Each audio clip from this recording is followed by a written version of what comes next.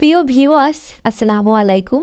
আজ আমি আপনাদেরকে খুবই সাধারণ একটি রেসিপি করে দেখাবো। রেসিপিটি হলো চিংড়ি মাছ দিয়ে মিষ্টি কুমড়ার রেসিপি। রেসিপিটা সাধারণ হলেও খেতে কিন্তু অসাধারণ লাগে।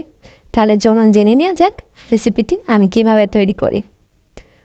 প্রথমে আমি চিংড়ি মাছ লবণ হলুদে মেখে রেখেছি, তারপর কিছু পেঁয়াজ কুচি করে রেখেছি, কতগুলো কাঁচা ঝাল আর কুমড়োগুলো কেটে নিয়েছি।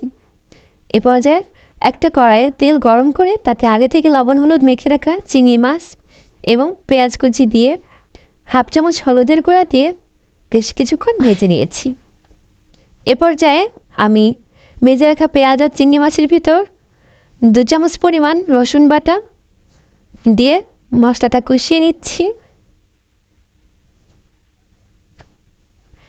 তারপর মশলাটা যেন লেগে না যায়, যে কারণে আমি হাফ কাপ পরিমাণ পানি দিয়ে দিয়েছি। এ পর্যায়ে হাফ চামচ পরিমাণ আদা দিয়ে দিয়েছি।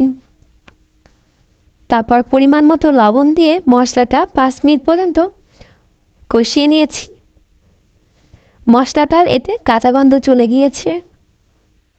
এ পর্যায়ে কষানো মশলার ভিতর কেটে রাখা কাঁচামরিচগুলো দিয়ে দিয়েছি। তারপর কুমড়োগুলো দিয়ে মশলাটা বেশ কিছুক্ষণ কষিয়ে নিচ্ছি কুমড়ার সাথে।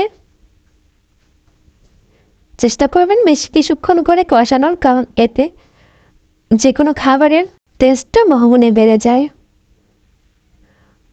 এরপর আমি পর্যাপ্ত পরিমাণ পানি দিয়ে নিয়েছি।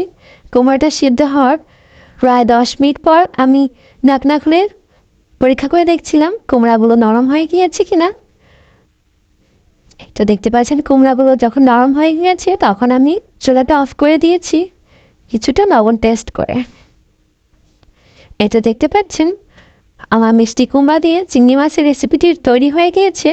আর রেসিপিটা কিন্তু দেখতে অনেক বেশি লোভনীয় হয়েছে। আপনারা যদি বাসায় ট্রাই করেন দেখবেন অনেক বেশি প্রশংসা পাবেন। ধন্যবাদ। ভিডিওটি ভালো লাগলে অবশ্যই আমার ইউটিউব চ্যানেলটি সাবস্ক্রাইব করে পাশে থাকবেন। ধন্যবাদ।